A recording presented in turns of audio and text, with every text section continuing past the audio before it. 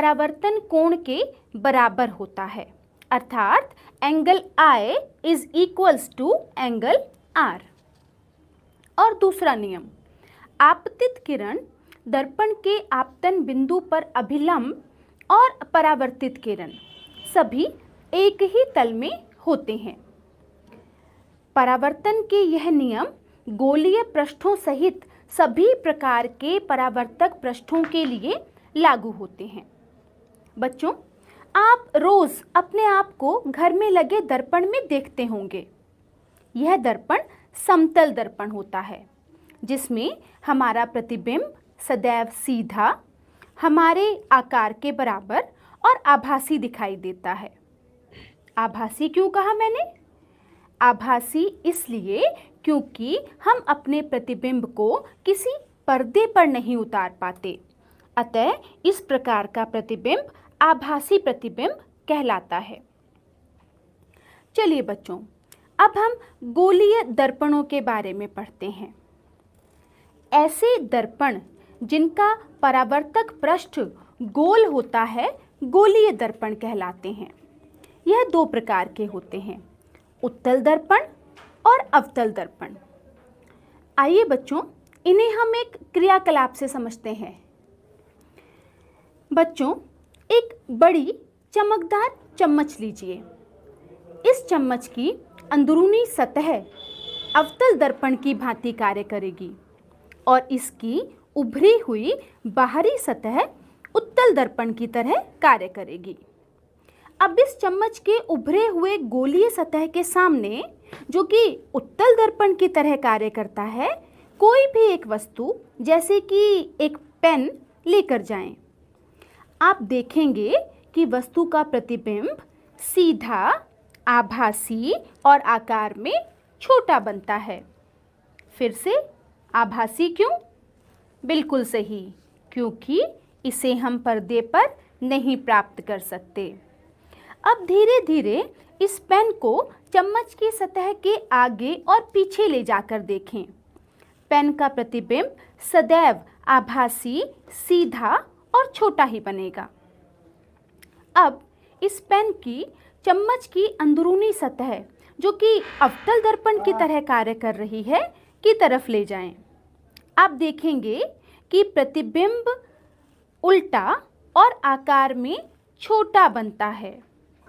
वस्तु को जब चम्मच से दूर लेकर जाते हैं तो प्रतिबिंब छोटा उल्टा बनता है, लेकिन जैसे जैसे हम वस्तु को चम्मच के निकट लाना शुरू करते हैं तो प्रतिबिंब धीरे धीरे आकार में बड़ा होता जाता है और बहुत निकट लाने पर यह प्रतिबिंब सीधा, बड़ा और आभासी बनता है।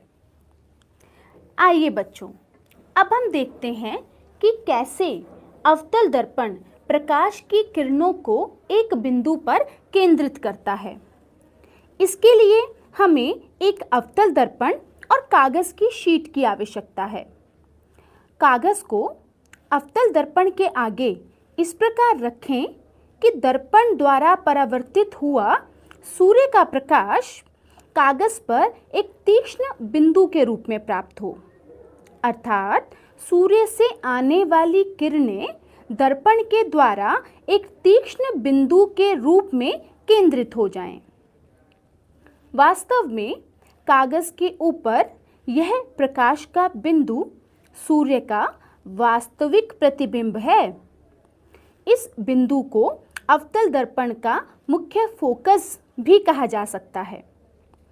आप देखेंगे कि सूर्य के प्रकाश के कारण उत्पन्न ऊष्मा से कागज जलने लग जाता है। चलिए बच्चों, अब हम गोलीय दर्पणों से संबंधित कुछ परिभाषाओं को समझते हैं। वह गोलीय दर्पण जिसका परावर्तक पृष्ठ अंदर की ओर अर्थात गोले के केंद्र की ओर होता है, अवतल दर्पण कहलाता है। और वह गोलीय दर्पण जिसका परावर्तक पृष्ठ बाहर की ओर वक्रित होता है, उत्तल दर्पण कहलाता है। गोलीय दर्पणों के परावर्तक पृष्ठ के केंद्र को दर्पण का ध्रुव कहते हैं और इसे P से दर्शाया जाता है। गोलीय दर्पण का परावर्तक पृष्ठ एक गोले का भाग है। इस गोले के केंद्र को दर्पण का वक्रता केंद्र कहा जाता है और इसे C से दर्शाया जाता है। दर्पण के ध्रुव यानी कि P और दर्पण के वक्रता केंद्र अर्थात C के बीच की दूरी दर्पण की वक्रता त्रिज्या कहलाती है, जिसे हम कैपिटल R से बताते हैं। गोलीय दर्पण के ध्रुव और वक्रता केंद्र से गुजरती हुई सीधी रेखा दर्पण का मुख्य अक्ष कहलाती है। जब किसी अवतल दर्पण पर मुख्य अक्ष के समांतर कुछ किरणें आपतित होती हैं, तो परावर्तन के पश्चात यह एक बिंदु पर मिलती हैं। यह बिंदु अवतल दर्पण का मुख्य फोकस कहलाता है, जिसे हम कैपिटल F से लिखते हैं।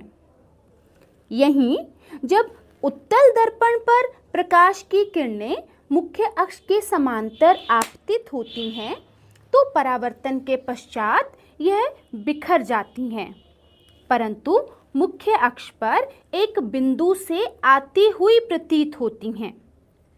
यह बिंदु उत्तल दर्पण का मुख्य फोकस कहलाता है। इसे भी हम कैपिटल F से लिखते हैं। दर्पण के ध्रुव तथा मुख्य फोकस के बीच की दूरी फोकस दूरी कहलाती है, जिसे हम स्मॉल f से लिखते हैं।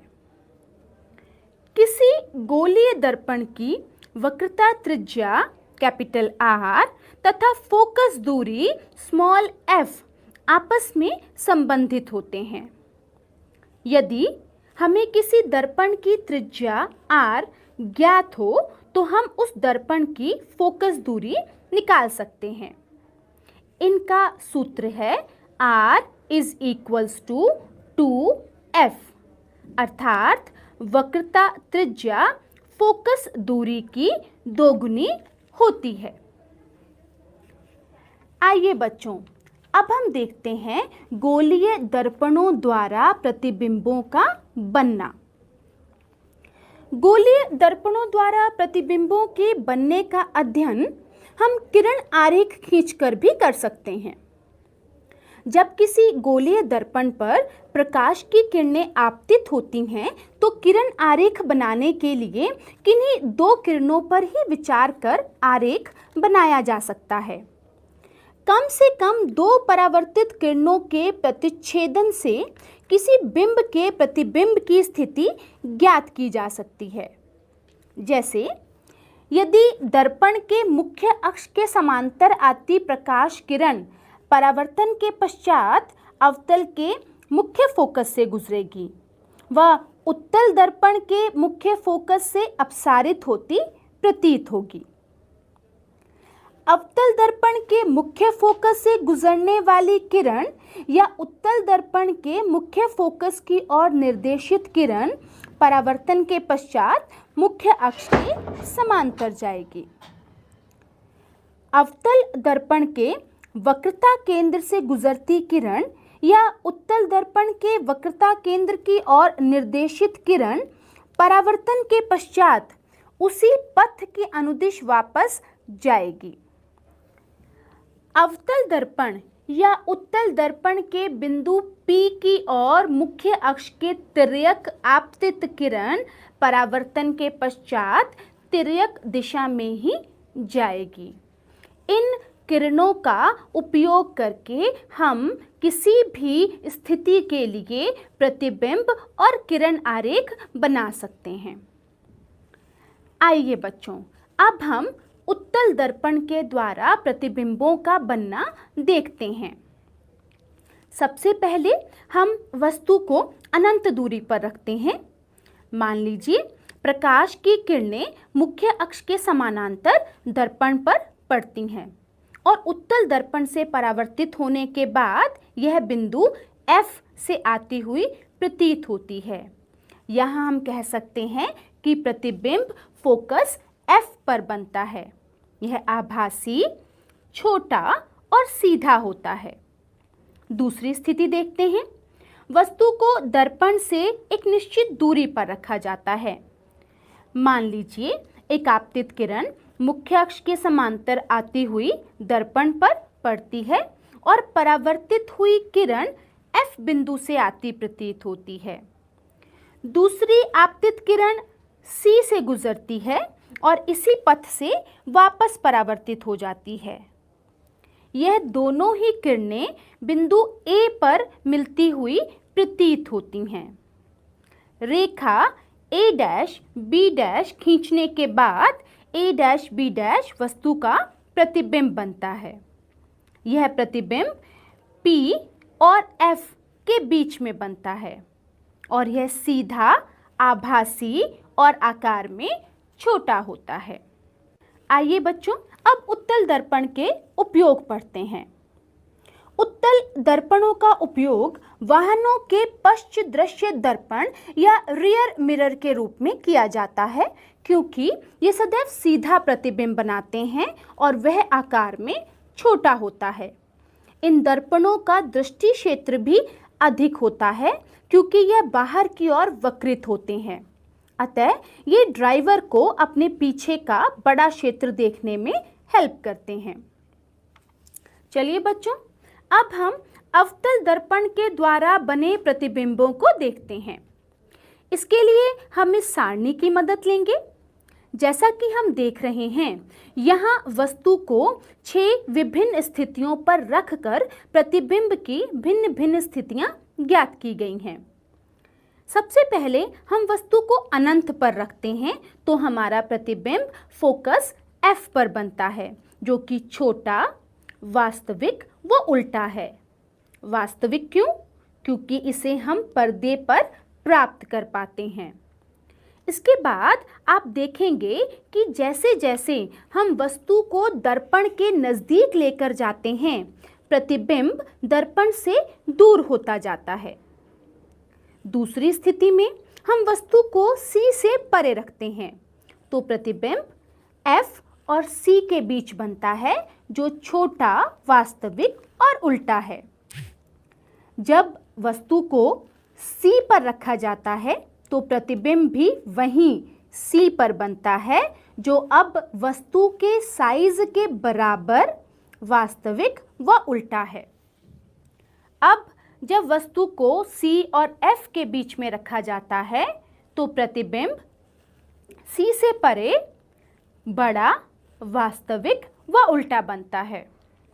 जब वस्तु को F पर रखा जाता है तो प्रतिबिंब अनंत पर बनता है, जो कि आकार में काफी बड़ा, वास्तविक व उल्टा ही है।